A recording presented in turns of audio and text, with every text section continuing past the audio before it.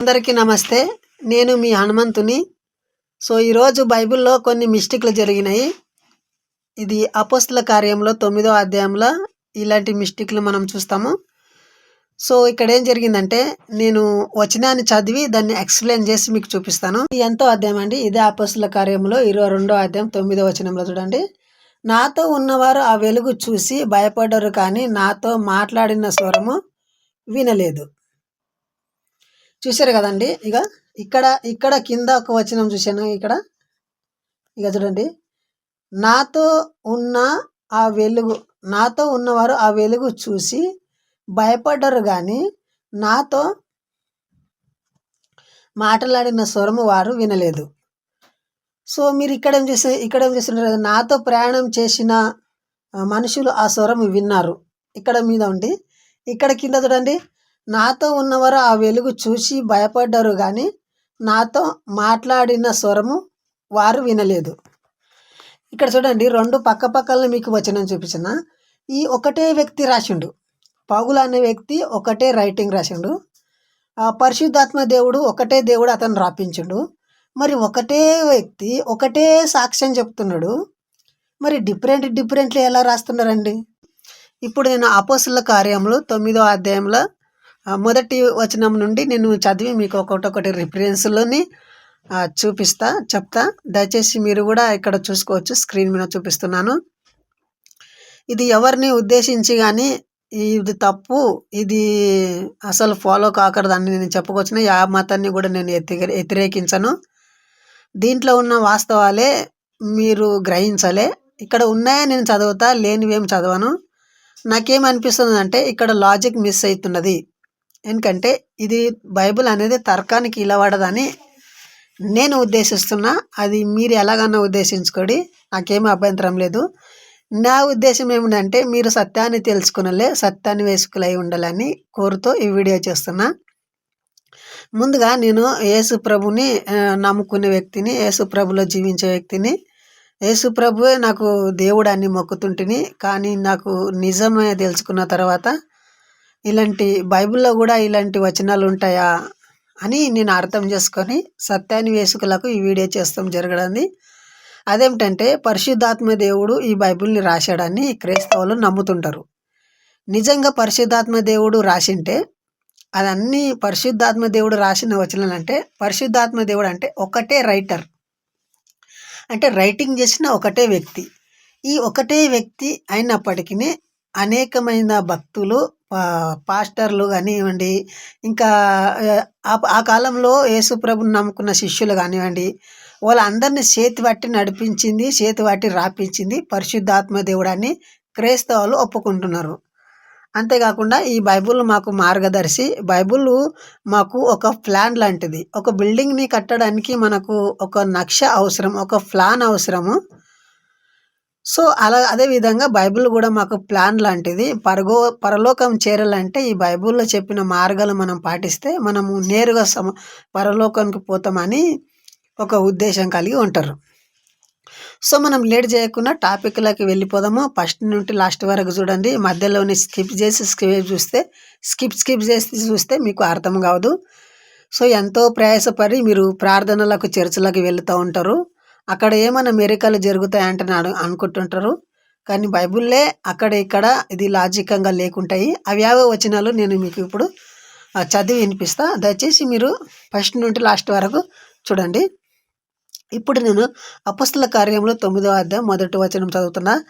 ఈలోగా సౌలు ప్రభు శిష్యులను వధిస్తానని బెదిరిస్తూ బుషాలు కొడుతూ ప్రముఖ యాజకి దగ్గరకు వెళ్ళి దమస్కులో ఉన్న యూద సమాజ కేంద్ర వారికి లేఖనం రాసి ఇవ్వాలని కోరాడు.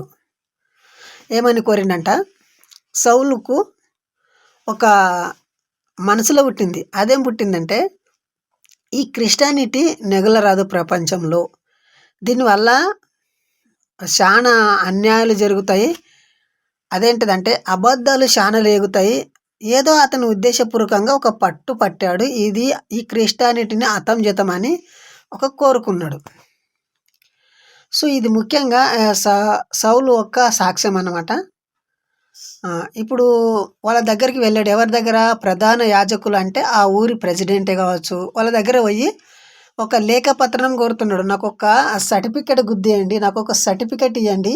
క్రైస్తవులను అందరినీ చంపడానికి, వాళ్ళని ఆ యేసు మతంని నమ్మకుండా వాళ్ళని ఆపడానికి నాకు అనుమతినియ్యండి అని ఆ ఒక్క ఊరి ప్రెసిడెంట్‌ని అడిగిండనమాట. యేసు మార్గాన్ని మళ్ళా కంటిన్యూ చదివిస్తున్నా చూడండి.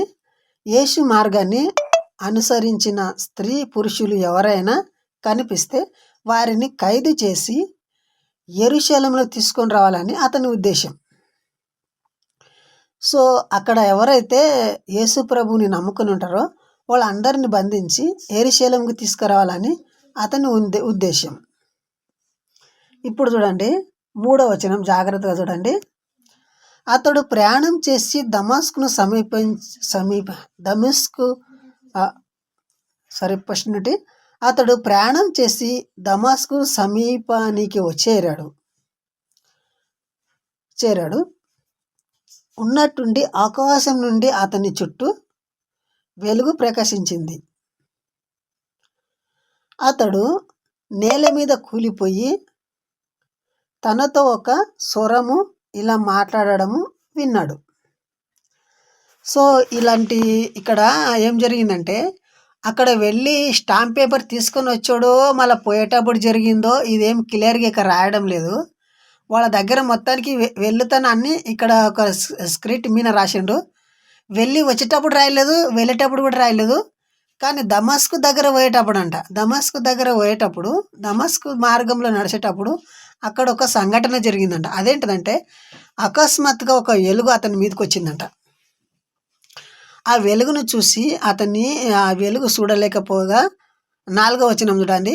అతడు నేల మీద కూలిపోయి తనతో ఒక స్వరము ఇలా మాట్లాడుట విన్నాడు. అంటే ఏ స్వరం అంట? ఇక్కడ రెడ్ కలర్లో రాశాడు చూడు, అది యేసు ప్రభు మాట అన్నమాట. అందుకే రెడ్ కలర్లో ఇక్కడ కోడ్ చేసిండ్రు. సౌలు సౌలు నీవు నన్ను ఎందుకు హింసిస్తున్నావు అంటని అన్నాడంట. ఎవరు? యేసయ్య సౌలుకు అన్నాడంట.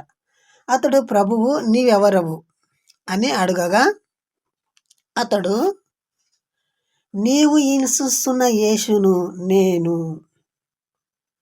ములుకాలకు ఎదురు తన్నడం నీకు నా కష్టము. ఇక్కడ ఏం జరిగిందంటే ఒక సాక్ష్యం చెప్తున్నానండి సౌలు. ఈరోజు కూడా చాలా మంది పాస్టర్లు కానివ్వండి, విశ్వాసులే కానివ్వండి, ఈ పౌలు ఒక వచనం చదువుకొని మాకు దేవుడు కనిపించిండు, మాకు ఇలా కలవడ్డది అలా కలవడని రకరకాలుగా చెప్తుంటారు. సో ఇతను కూడా అట్లనే చెప్తున్నాడు. అతడు వణుకుతో విస్మయము చెందుచో ప్రభువా నేనేమి చేయాలని కోరుచున్నావు అన్నాడు. అప్పుడు లేచి నీవు ఏమి చేయాలో అక్కడ నీకు తెలియజేయబడుతున్నది అని ప్రభు అతనితో అన్నాడు. అతనితో ప్రయాణం చేసిన మనుషులలో ఆ స్వరము విని ఉన్నారు కానీ ఎవరిని చూడలేదు. నోట మాట రాక వారు అక్కడ నిలిచి ఉండిరి. సో దయచేసి మీరు గమనించాలి. ఇక్కడ ఏమి జరిగిందంటే వాళ్ళు అక్కడ తన పాటు కూడా కొన్ని మంది వెళ్ళి ఉంటారు. అతన్ని మెయిన్ గ్రూప్లో ఒక గ్రూప్ ఉంటుంది. ఆ గ్రూప్లో మెయిన్ మనిషి సౌలు. ఈ సౌలుకు ఆ మాట వినబడ్డదంట. కానీ అతనితో ప్రయాణం చేసిన పురుషులు ఆ స్వరము విన్నారు కానీ ఎవరిని చూడలేదు. అంటే వీళ్ళు ఒక స్వరం విన్నారంట కానీ ఆ స్వరము విన్నారంట కానీ చూసిలేరంట. సో ఇదే వచనం చూడండి. మళ్ళొక చోట ఏముంటుంది, ఇక్కడ స్వరము విన్నారు అని ఉంది కదా. నేను ఇంతకుముందు లాజిక్ మిస్ అయిందని చెప్తుంటా కదా. మళ్ళీ ఒకసారి చదువుతా చూడండి. ఇక్కడ ఆ స్వరము విన్నారు కానీ ఎవరిని చూడలేదు అని ఉండదు. చూడు ఇంకొక వచనం చూడండి.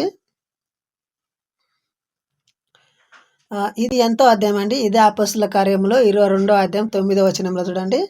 నాతో ఉన్నవారు ఆ వెలుగు చూసి భయపడ్డారు కానీ నాతో మాట్లాడిన స్వరము వినలేదు.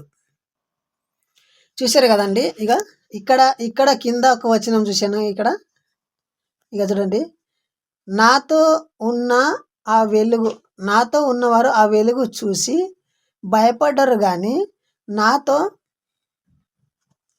మాట్లాడిన స్వరము వారు వినలేదు.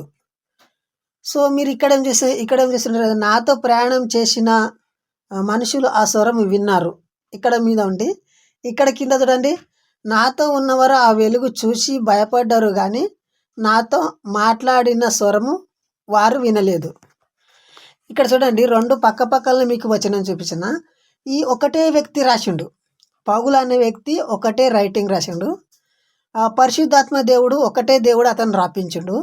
మరి ఒకటే వ్యక్తి ఒకటే సాక్ష్యం చెప్తున్నాడు. మరి డిఫరెంట్లీ ఎలా రాస్తున్నారండి?